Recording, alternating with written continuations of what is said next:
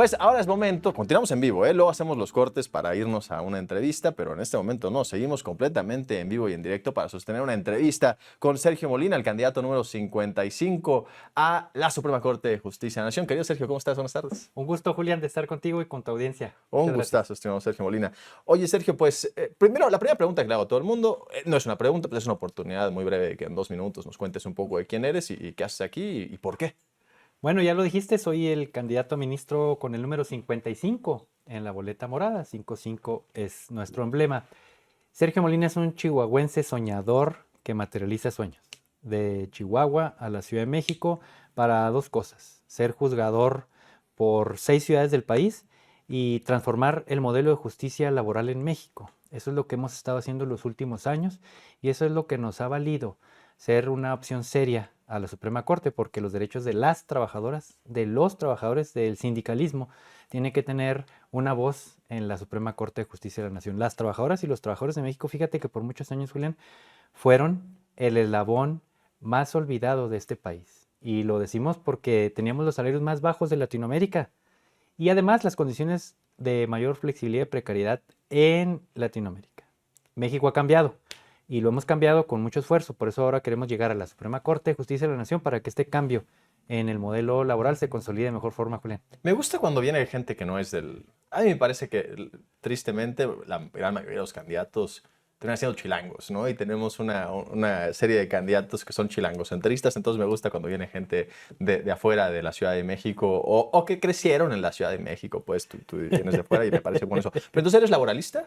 Pues mira, soy magistrado federal, Ajá. pero estoy especializado en materia de trabajo. Soy profesor universitario, escribo libros, doy conferencias, pláticas en México y en el mundo porque somos los encargados en el Consejo de la Judicatura Federal de establecer los esfuerzos para que el modelo de justicia laboral como un proyecto del Estado mexicano se consolide. Recordemos que el acuerdo comercial, que se va a revisar precisamente el año próximo, se determinó que México tenía que cumplir con la libertad y la democracia sindical y en eso estamos muy empeñados, en que estos derechos lleguen a las trabajadoras y los trabajadores de México por el bien de ellos mismos y por el bien del país. México es el principal exportador de Estados Unidos y qué bueno, pero eso lo hace con el fruto y el esfuerzo de las trabajadoras y trabajadores de México, quien hay que proteger y velar por sus derechos, Julián. Estás eres, no sé cómo, es magistrado del Consejo de la Judicatura Sí, Federal. ¿Desde hace cuánto estás ahí? fíjate que estoy de a partir de 2019 Ok. y los trabajos los comencé en el 2018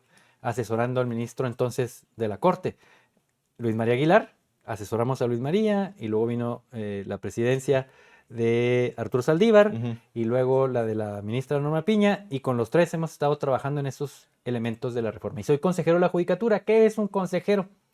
Es aquel que administra, vigila y disciplina a 1,650 jueces y magistrados federales del país. Bueno, pero administra y disciplina, y hay quien dice disciplinan medio mal a los jueces, ¿no? Hay un par de señalamientos permanentes ahí en contra del CJF porque pues hay cierta percepción por parte de la ciudadanía de que no se ha hecho lo suficiente por castigar a aquellos que no fallan conforme a derecho o que pues, parece que fallan sistémicamente a favor del crimen organizado, etcétera. ¿Qué podrías decir al respecto? No, Julián, fíjate que esos reclamos los he escuchado a lo largo y ancho del país. Ajá. Es un clamor generalizado de la burbuja en la que estaban los jueces y magistrados del país, por muchas razones.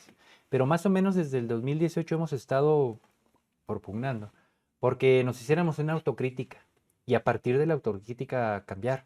Porque para nada es desconocido que eran egocéntricos, ególatras, que no escuchaban y que en otras ocasiones resolvían de manera incorrecta o incomprensible, por decir el criterio menos duro. Habíamos 1,650 jueces magistrados del país y mira, hay un dato bien interesante. Casi más de 800 se jubilaron y 800 se quedan para la elección del 25 y del 27. Y de esos del 25, más o menos unos 400 están jugándose. Yo no puedo meter las manos al fuego por todos, pero sí te puedo decir que Sergio Molina ha hecho una autocrítica, lo ha expuesto público y en privado para decir que el Poder Judicial tenía que cambiar. Estábamos en un péndulo así, cerrados como las ostras y en el centro creíamos que estaba el diamante. Y ahora nos movimos hacia el otro extremo, el otro péndulo. El cambio era necesario, no sabemos si de ese extremo, pero que era necesario por todo lo que has dicho es cierto. Y yo lo reconozco públicamente frente a ti, de que el Poder Judicial tenía errores. Quiero seguir impartiendo justicia porque no sé hacer otra cosa, Julián. No, yo quisiera estar ahí conduciendo un programa, pero yo no sé hacer otra cosa más que resolver expedientes. Y quiero resolverlos con dos cualidades, fíjate. Quiero regresarle lo mucho que me ha dado la sociedad revisando estos expedientes con dos características. La neutralidad. Debajo de aquí de mi saco traigo una camiseta negra de ningún color, de ninguna forma, y eso es bien interesante porque quien debe resolver justicia, como el árbitro que pitó la final, trae una camiseta negra. Así tiene que ser el árbitro. Y segundo, con las manos limpias, por eso mi publicidad dice 55, pero además tengo las manos limpias. Si no, no estaría frente a ti, frente a tu audiencia, pidiendo el voto. Oye, yo entiendo y estoy de acuerdo con que debe haber independencia partidista, pues, o sea, uno no se puede poner la camisa del América y ser árbitro de fútbol, ¿no? Aunque hay muchos árbitros que sí lo hacen así y que fallan permanentemente en favor del Club América de Fútbol, ya afortunadamente segundo lugar. Pero bueno, pero sí creo que naturalmente hay posturas ideológicas por parte de la formación de uno y esas son completamente válidas y la gente debe conocerlas. Sergio Molina, ¿te describirías como un hombre de izquierda, de derecha, de centro? ¿No piensas en estos términos? Un poco cómo describías tu formación. Describiré mi formación a partir de la edad de 5 años. Mira, mi padre era líder minero y fue despedido por un movimiento de huelga allá en Santa Bárbara, Chihuahua, un pueblito minero. Fue despedido por buscar mejores condiciones de vida. Yo lo viví en carne propia, el despido de los trabajadores, y desde entonces mi conciencia social ha sido la que ha guiado mi vida. Y la vida además es con profunda independencia. Fíjate, otra cosa. Pregono la justicia social. La justicia social puede estar vinculada a la izquierda, al centro, al partido que gobierna, a algunos otros que enarbolen buscar la defensa de los que menos tienen, de las trabajadoras y los trabajadores de México que tanto tiempo han sido olvidados. Entonces, la justicia social afortunadamente comprende todos los colores y todos los signos. Hoy en día, la justicia social tiene que llegar a la corte y Sergio Molina, el 55, ahí lo establece mi publicidad, es un elemento y un valor fundamental. Entonces, si la justicia social se vincula a todos los colores, soy de todos los colores. Si se vincula al partido actualmente, que se vincule, porque la justicia social no distingue. Bien. ¿Quién nombra a los consejeros de la Judicatura? Qué interesante pregunta. Fíjate, actualmente los designa la Suprema Corte de Justicia de la Nación y fue nombrado por unanimidad de votos. Los 11 ministros actuales, algunos ya se fueron, pero votaron por Sergio Molina. ¿Por qué? ¿A propuesta de alguien o entre ellos seleccionan? No, nos escribíamos, ahí mandé mis datos y luego una entrevista, comparecencia y votaron los ministros y las ministras. Unanimidad, ¿por qué? Porque enarbolamos el tema de la justicia laboral. ¿Y ahora por qué cambiaste por qué no dijiste ahora quiero ser parte del Tribunal de Disciplina y dijiste no, ahora ya Suprema Corte me parece más interesante porque el Tribunal de Disciplina es quien sustituye al Consejo de la Judicatura, ¿no? Porque quiero llevar de mayor forma, con mayor fuerza, los derechos de las trabajadoras y los trabajadores. Porque la Suprema Corte es el juez de los jueces. Es el que les dice a los jueces cómo deben de interpretar, por ejemplo, las leyes para dar mayor o menores utilidades. Para determinar, por ejemplo, si las mujeres trabajadoras del hogar tienen que estar afiliadas al Seguro Social o no, porque vayan 1 o 2 días. Me parece sumamente atrasado ese criterio. Porque los ministros controlan también el poder y los chihuahuenses, Sergio Molina, no se conforma con llegar al Tribunal de Disciplina, quiere llegar a la Suprema Corte, al máximo tribunal del país, y estamos a punto de hacerlo. ¿Qué poder te propuso para ser candidato? Ah, qué interesante pregunta. Fíjense, me inscribí por los 3 poderes. Ajá. Yo soy republicano. El poder ejecutivo en la última tómbola no me favoreció. Oye, pero si estabas en la lista, nada, no saliste en la tómbola. No salí, llegué a todas las finales, digamos. Llegué a la final, suerte, nada más, en el entonces. desempate, en la tómbola no salí, en el ejecutivo, en el ejecutivo, en el legislativo, salí por el judicial. Okay. Porque no se querían inscribir, ¿sabes por qué, Julián? Porque iba a poner un examen, ¿recuerdas? Pero entonces llegaste por los 3 y nada más en la tómbola el que te benefició fue el judicial. Pues no me benefició, fue la suerte. Fue la suerte, Pude sí, haberme pues, quedado la suerte, sí, chiflando en la loma, pero afortunadamente... o pudiste haber quedado en los 3, entonces Así también es. si la suerte hubiera sido un poco mejor en esos otros 2, ya interesante. Y aquí quiero aclarar además Ajá. contigo y tu apreciable público. No represento ningún interés del Poder Judicial. No por el hecho de que el Poder Judicial haya favorecido en la tómbola en ese momento, no implica que deba responder a los intereses de un Poder Judicial. ¿Por qué? Acuérdate que di el voto para que se levantara el paro. Y acuérdate que di el voto para que se entregaran las listas. Me parece interesante, porque te han tachado de traidor. Hay muchas notas en medios de derecha particularmente que dicen Sergio Molina, y así el titular de la nota es el traidor que ahora es candidato a la Suprema Corte de Justicia de la Nación. ¿Qué dirías a ello? Sí, traidor es que los poderes encuentren una solución. Sí, traidor es el que ve por los derechos de la población 3 meses en un paro. No sé, entonces, qué calificativo. Pero además quiero aclararte. Las decisiones se toman por mayoría de votos. Yo solo me sumé a una mayoría. No es que yo haya votado solito. La mayoría determinó que, uno, se entregaran las listas. Ahí sí yo quiero aclarar. Yo propuse que las listas se entregaran como documento de trabajo y testando el nombre de los que habían recurrido en amparo. Nunca desconocí una violación.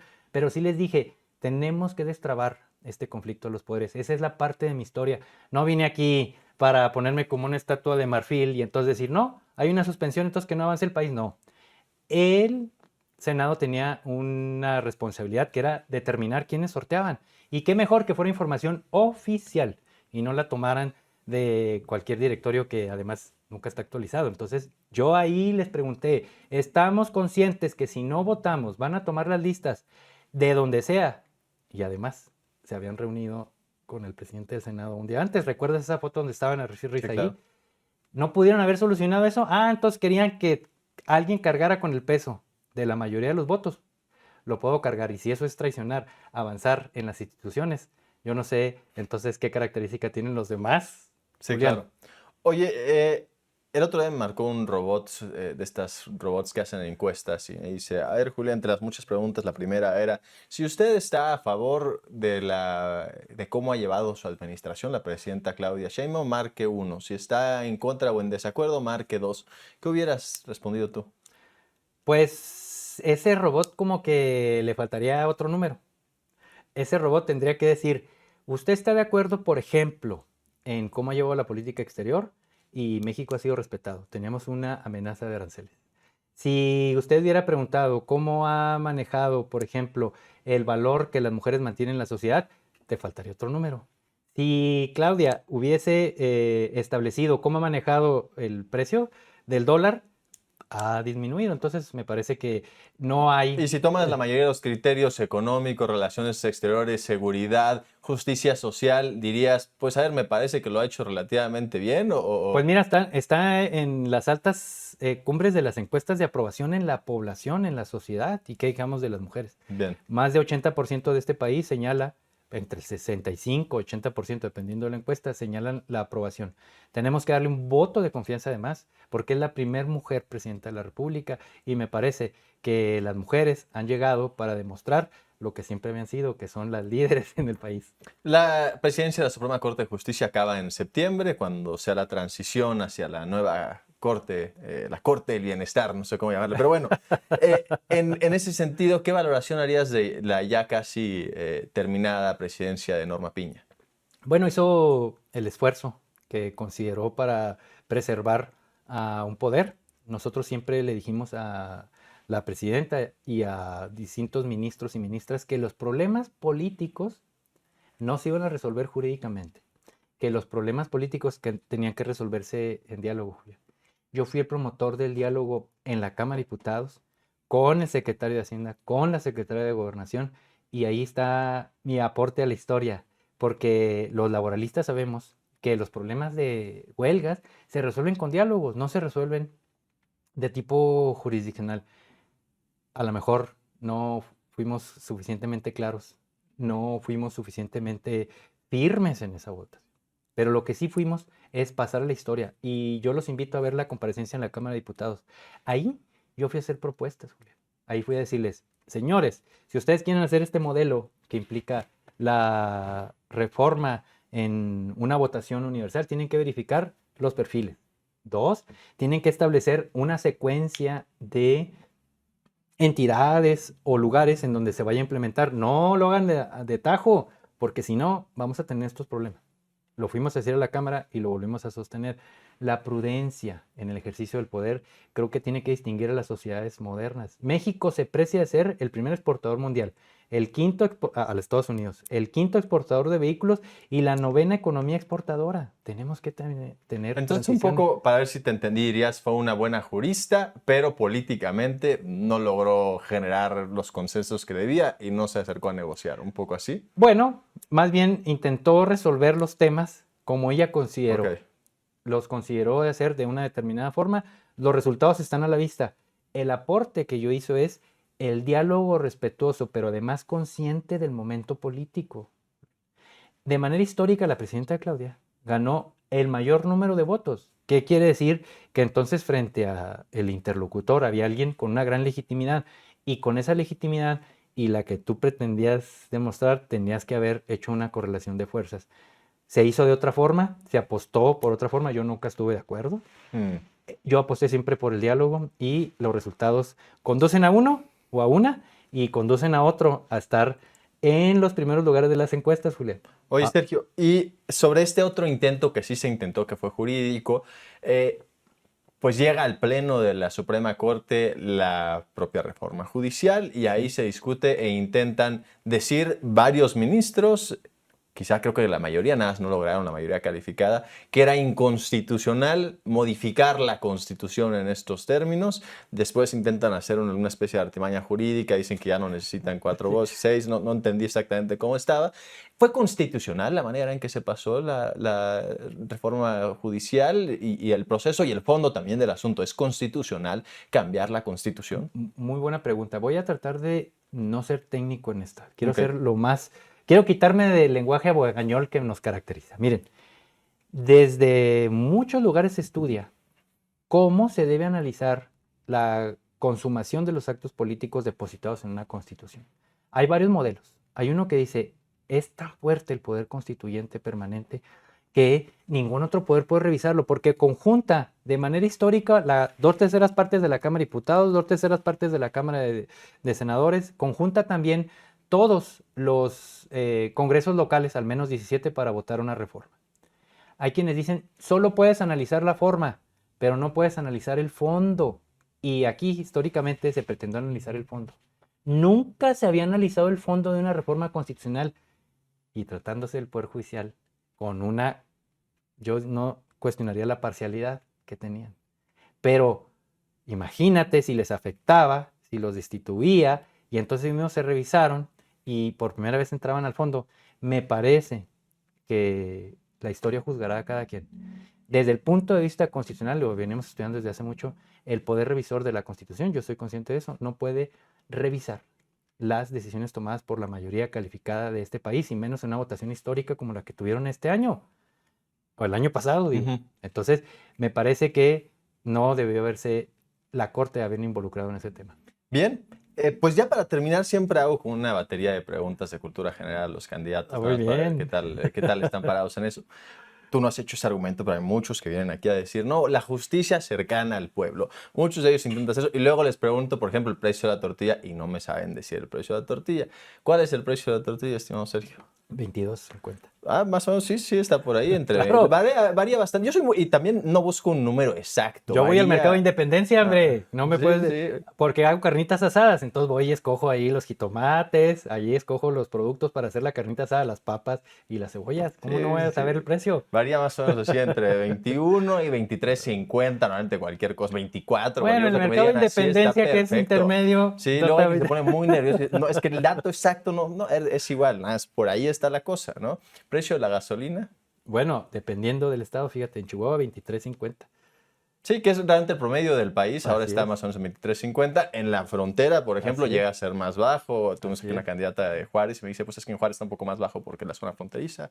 Pero sí, el promedio es 23.50 en todo el Así país. es. Ya con este acuerdo que hace la presidenta, también todos están, creo que el 94 reportaban por ciento hoy el lunes en la mañanera, ya están por debajo de los 24 pesos, es correcto. El río más importante del país. Bueno, ¿qué te podré decir si soy chihuahuense? Para mí, históricamente, tendría que ser el río Bravo, pero no lo es. O sea, el río Papaloapan es un río Bueno, enorme. el río más grande sí es el río Bravo. Claro, claro. El que No tiene los 3.000 kilómetros de frontera, tiene más o menos unos 2.000 kilómetros. Pero yo te invito a que vayas a Veracruz, por cierto, hemos estado. en Papantla, en Veracruz, en la cuenca del Papaloapan, y es un río precioso. Sí, viví yo ahí muy cerca. Sí, Bueno, ahí está, veracruzano, entonces. No soy veracruzano, pero viví ahí muy cerca del río Papaloapan y lo ubico perfecto. Pero otra pregunta, por ejemplo, ¿cuál podrá ser? Esta está muy fácil para ti. Hay, curiosamente, gente que se pone muy nervioso en respondérmela, pero a ver, el nombre de 3 ministros de la Corte actuales. Bueno, ¿qué quieres que te diga? ¿Si los ministros que llegaron o las ministras que llegaron? Los ¿O que los que se quieras, da fueron? igual, es nada más para saber si a ver si te los conoces o no. Bueno, el célebre Pérez Dayán es uno. Ajá, Pérez ¿no? Dayán. La célebre Yasmín Yasmín Esquivel. ¿no? Y doña Lenia Batres. Lenia Batres, sí, 3, es muy fáciles. ¿Quién fue presidente de la Corte antes de Norma Piña? Bueno, Arturo Saldívar. ¿Y antes de Arturo Saldívar? Bueno, ya te dije, Luis María Pues Aguilar. María Aguilar, sí, no hay. Oye, por cierto, con los Ajá. 3 trabajé.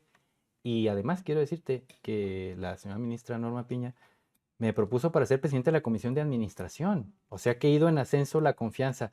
Si no tuviera esa confianza, no estaría aquí con ustedes. Bueno, no sé qué tan bien vea nuestra audiencia que sea que Norma Piña te haya propuesto para eso, pero me parece Bueno, muy bien. porque me propuso para administrar, fíjate, ¿sabes cuántos dineros administramos? 70,000 millones de pesos. ¿Entendés qué es el presupuesto del...? Claro, y entonces pueden saber que alguien que además no congene con ella puede resolver y determinar los montos del presupuesto. Pues por lo menos ya dijiste que no congenias con Lenia Batres, con Norma Piña ideológicamente, me parece interesante. Bueno, yo no dije ideológicamente, pero bueno, pues Bueno, ya no dijimos congenias aquí. jurídicamente, no sé cuál es el argumento. Jurídicamente no. No. No, y además políticamente el esfuerzo que hizo, ahí están las consecuencias. Bien, ya nos dijiste 3 de la Corte, 3 niños héroes, por ejemplo. Bueno, fíjate que en Chihuahua ¿Hay un niño héroe de Chihuahua? No, pero Agustín Melgar, por ejemplo, hay una calle que es Agustín Melgar, ¿no? No, yo pensé que era chihuahuense Agustín Melgar. Bueno, hay una calle ahí, pero no. No es chihuahuense. Yo No. tenía la mala concepción, entonces. Muy bien, ¿se te ocurren algunos otros 2? Bueno, está Agustín Melgar, está... bueno. Está ahorita- muy difícil, ¿eh? Tampoco creo que alguien diga voy a votar o no en función de si ya sabe Bueno. 3. Ajá, bien. ¿Qué otra? ¿El primer presidente de México? El primer presidente de México fue Vicente Guerrero. Fue el segundo presidente de México, Bueno, Vicente Guerrero. casi, El casi. primer, y de hecho afromexicano también. El primer presidente de México fue Guadalupe Victoria. Ujú. Por ejemplo, gobernadores de este país, de algún estado mediano, de Nayarit. ¿Quién gobierna Nayarit? Fíjate que en Nayarit llegó un célebre personaje y Nayarit, no he ido a Nayarit, entonces... El doctor Navarro es quien Doctor gobierna. Navarro. Pero a ver, por ejemplo, otro estado, entonces, ¿quién gobierna Sinaloa, por ejemplo? Bueno, un célebre doctor, muy Ajá, interesante el doctor personaje. Rocha Moya también, Sí. sí, exacto, también doctor igual, fíjate que Navarro. Así es. O un estado como Yucatán, ¿quién gobierna Yucatán? Bueno, pues un célebre gobernador.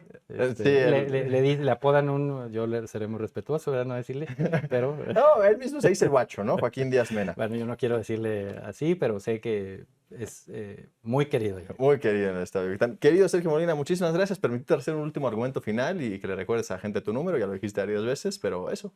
Bueno, con el 55 de la boleta morada, de aquel que ha pregonado la justicia social, pueden estar seguros que ahora que lleguemos a la Suprema Corte va a ser una bandera. 3 aspectos: justicia sin privilegios, justicia desformalizada y justicia social, los 3 elementos que me acompañarán votando por el 55 en la boleta morada. Más información en mis redes sociales, Sergio Molina MTZ, y ahí podemos estar practicando.